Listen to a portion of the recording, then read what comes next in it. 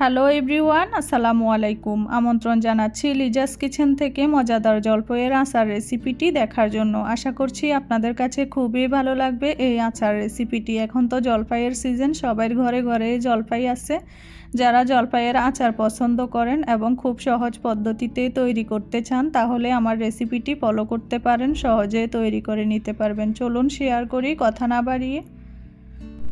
এখানে আমি 250 গ্রাম জলপাই নিয়েছি। আপনারা চাইলে 1 কেজি বা 2 কেজি পরিমাপেও আচার তৈরি করতে পারেন। আমি খুব অল্প আচার তৈরি করব।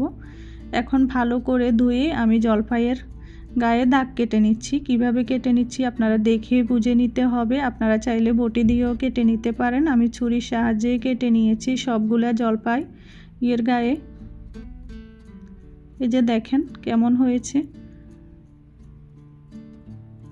এখন আমি অ্যাড করে দেব পরিমাণ মতো চিনি। আপনারা যে যত বেশি পছন্দ করবেন মিষ্টি, তত বেশি চিনি ইউজ করতে পারেন। মিষ্টির ব্যালেন্সের জন্য আমি লবণ দিয়ে দিলাম স্বাদ মতো। এখন আমি জলপাইয়ের সঙ্গে চিনিগুলা মিশিয়ে নিচ্ছি। এভাবে করে কিছুক্ষণ রেখে দেব, যাতে জলপাইয়ের দাগ কাটাগুলাতে চিনিগুলা ঢুকে ভালোভাবে। এতে করে আপনি খুব সহজে খেয়ে নিতে পারবেন জলপাইটা, শুকানোর ঝামেলা ছাড়া। আমি তাই অল্প পরিমাপে তৈরি করতেছি। আপনারা চাইলে এভাবে করে বেশি পরিমাপে তৈরি করে নিতে পারবেন। এখন ডেকে আমি কিছুক্ষণ রেখে দেব। এই পর্যায়ে আমি 5 ফোড়ন ভেজে নিচ্ছি। এই যে দেখেন, আমি এখানে 3 টেবিল চামচ 5 ফোড়ন নিয়েছি। এখানে সব উপকরণ রয়েছে এই 5 ফোড়নের মধ্যে। আচারের মশলাও বলে অনেকে। এগুলাকে আমি নেড়ে চেড়ে একটু টেলে নিচ্ছি। চুলার আঁচ মিডিয়াম টু লো হিটে রেখে টেলে নিতে হবে, একবারে লো হিটে, না হলে এগুলা পুড়ে তিতো ভাব চলে আসবে। হালকা আছে। এই তো 5 ফোড়নগুলা ভাজা হয়ে গেছে। এখন আমি নামিয়ে নিয়েছি। আচার তৈরি করার জন্য আমি পরিমাণ মতো সরিষার তেল দিয়ে দিলাম রসুন কুচি। এখন রসুনগুলা ভেজে আমি বাদামি কালার করে নেব। এই পর্যায়ে আমি দিয়ে দেব শুকনা মরিচ। এই তো কিছুটা ভেঙে দিয়েছি আর কিছুটা আস্ত রেখেছি। আমি এই আচারটা টক ঝাল মিষ্টি আচার তৈরি করব। এই তো রসুনগুলা বাদামি কালার করে ভাজা হয়ে গেছে। এখন আমি চিনি লবণ মেখে রাখা জলপাইগুলা দিয়ে দিচ্ছি। এখানে আর আমি চিনি অ্যাড করব না, একসাথে আমি চিনি দিয়ে দিয়েছি পরিমাণ মতো।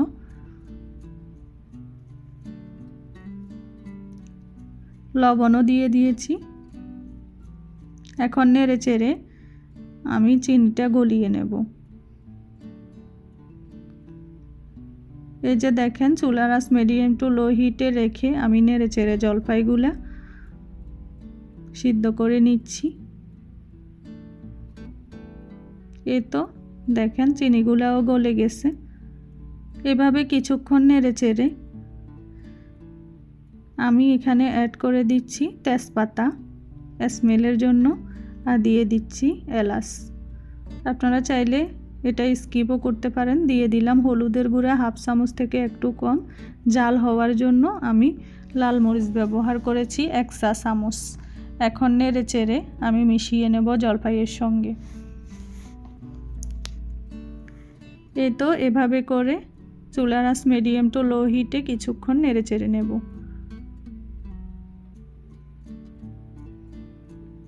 দেখেন জলপাইয়ের কালারটা চেঞ্জ হয়ে গেছে।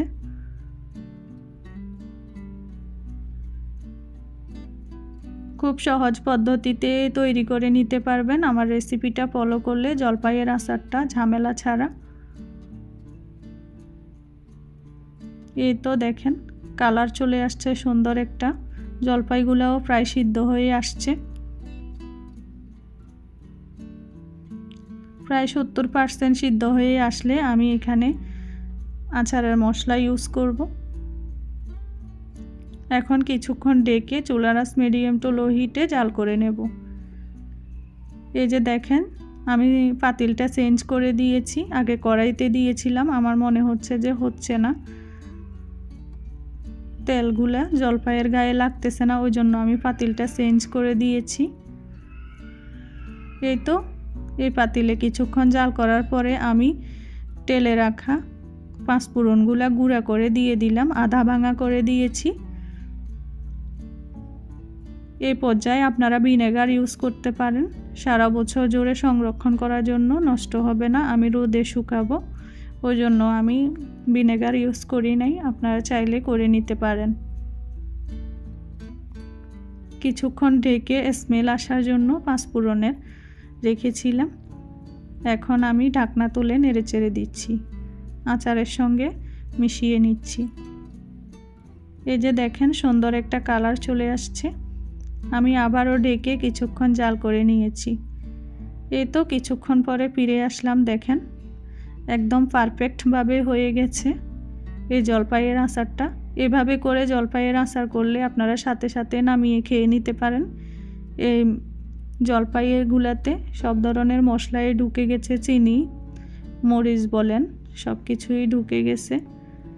এভাবে কিছুক্ষণ জাল করে আমি নামিয়ে নিয়েছি। দেখেন একবারে সুন্দরভাবে সিদ্ধও হয়ে গেছে। আমি আপনাদেরকে পরিবেশন করে দেখিয়ে দিচ্ছি, সাথে সাথে খেয়ে নিতে পারেন।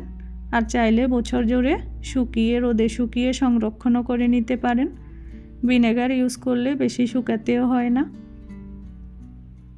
এই তো আমি পরিবেশন করে নিয়েছি।